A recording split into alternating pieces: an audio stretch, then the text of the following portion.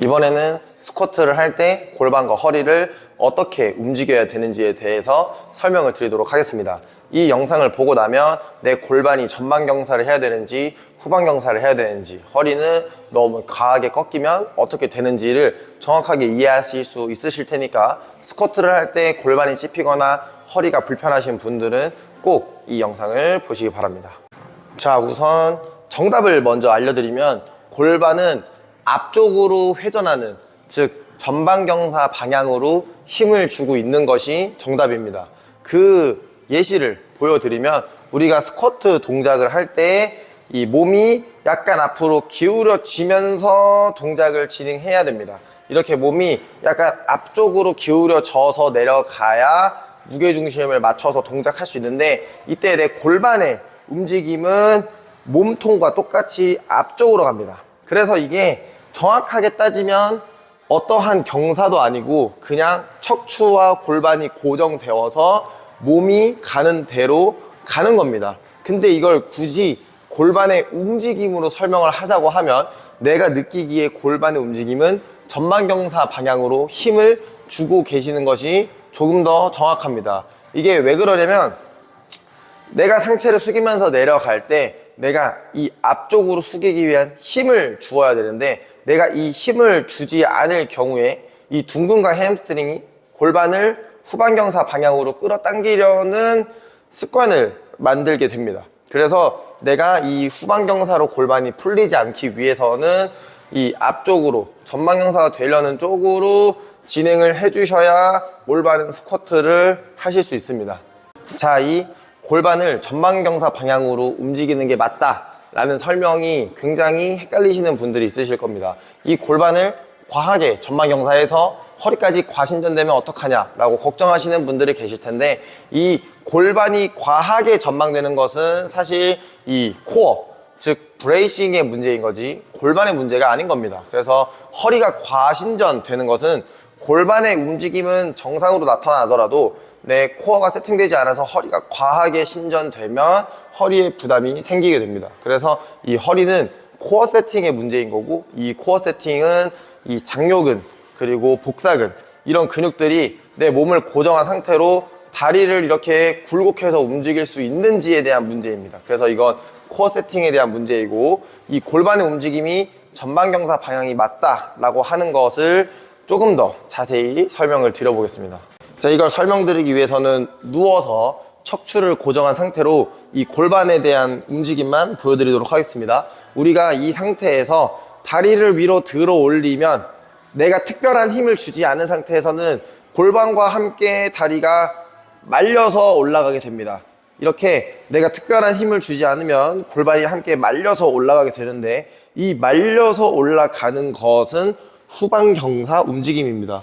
이때 내가 이 스쿼트를 한다라고 가정을 하면, 내가 쭈그려 앉으면 앉을수록 허리가 말리게 되는 버딩크와 비슷한 동작이 나타나게 되는데, 이때 이 버딩크를 내가 예방하고 막아내기 위해서는 내가 일부러 골반을 전방경사 쪽으로 힘을 주고 계셔야 다리를 끝까지 올렸을 때도 골반이 말리지 않게 잡아줄 수 있습니다. 그래서 내가 이걸 서서 동작을 한다라고 했을 때도 골반의 움직임이 후방경사 되지 않으려면 내가 전반적으로 힘을 잡고 있어야 스쿼트를 할 때 버딩크 없이 동작하실 수 있게 됩니다. 그럼 우리가 스쿼트를 할 때 이 골반을 이렇게 둥그렇게 말리는 문제에 대해서는 이 뒤쪽 근육, 둔근과 햄스트링에 뻣뻣한 문제가 있는 것이고, 만약에 이제 골반을 전방경사 방향으로 할 때 과신전, 이렇게 허리를 과하게 꺾는 문제가 발생한다면 이건 코어에 대한 문제입니다. 이 코어에 대한 문제를 해결할 때 가장 유용한 것이 바로 고블릿 스쿼트 같은 동작으로 코어 세팅을 진행하고 동작을 하시면 됩니다. 그래서 이 전방 경사를 과하게 만드는 문제를 막기 위한 동작으로 고블릿 스쿼트까지 알려드리도록 하겠습니다. 처음에 설명드렸듯이 이 골반의 움직임이 제대로 나타나지 않는 것은 사실 코어의 문제에서 진행되는 겁니다. 그래서 이런 내 힙힌지를 제대로 하지 못하는 문제는 이런 장요근 같은 근육들도 봐주면 좋아서, 이 앞전 영상에서 설명드렸던 장요근 운동 같은 것을 하는 게 도움이 됩니다. 하지만 그런 운동을 한다고 해서 내가 실질적으로 하는 힙힌지와 연결되지 않는 경우도 있기 때문에 이 스쿼트 동작 자체를 올바르게 할 수 있는 방법을 알려드리겠습니다. 이 고블린 스쿼트는 무게가 앞쪽에 있기 때문에 코어 세팅에 굉장히 유리한데, 여기서 이 중량을 몸 앞으로 점점 뻗어봅니다. 이 몸 앞으로 많이 뻗으면 뻗을수록 배의 힘이 딱 들어오는 것을 바로 느끼실 수 있습니다. 그래서 이 중량을 이용해서 코어 세팅을 만들어 주시고, 스쿼트 하듯이 자세를 만든 상태로 동작을 진행합니다. 이렇게 손을 멀리 뻗은 상태로 동작을 진행하면 내가 허리를 과하게 신전할 수도 심하게 구부릴 수도 없이 코어가 고정된 상태로 동작을 진행할 수밖에 없게 됩니다.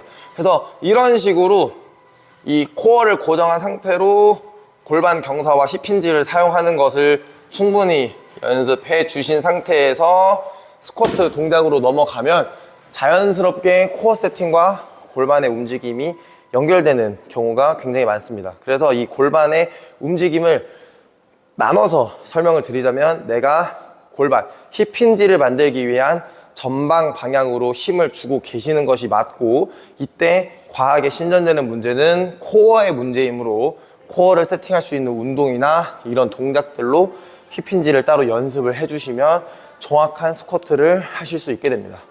자, 지금까지 알려드린 내용을 총 정리해드리면, 스쿼트를 할 때 골반의 경사는 내가 이 앞쪽 전방 경사 쪽으로 힘을 주고 있는 게 정답입니다. 근데 이때 이 허리에 과신전 문제가 발생하는 경우에는 골반의 문제가 아닌 코어의 약화 문제이므로 코어 운동을 따로 하시고, 이런 알려드렸던 고블린 스쿼트 동작을 통해서 코어 세팅을 유지한 상태로 스쿼트 하는 연습을 하시다 보면 좋아지실 수 있습니다. 이때 중요한 건 이 골반의 움직임은 사실 내가 크게 후방 경사다 전방 경사다를 조절하는 것이 아니라 코어를 세팅한 상태로 힙힌지를 주고 동작을 진행하시면 되는데, 이때 올바른 힙힌지라는 것 자체가 어색하신 분들이 있기 때문에 가이드라인을 드리면 앞쪽 전방 쪽으로 힘을 주셔야 둥근도 정확하게 늘어나면서 정확한 힙힌지를 하실 수 있게 됩니다. 그러니까 힙힌지, 이 스쿼트가 헷갈리시는 분들은 골반의 움직임이 전방 쪽으로 가야 된다는 걸 꼭 기억하시고, 이때 나타나는 문제는 코어에서 오는 문제가 굉장히 많습니다. 그리고 또 하나는 너무 과한 전방 경사 또한 문제가 될 것이고, 너무 과한 전방 경사가 나타나는 이유 또한 코어에서 세팅이 제대로 되지 않기 때문입니다. 그래서 이 내용을 참고하셔서 동작 연습하시면 더 좋은 스쿼트를 하는데 도움이 되실 겁니다.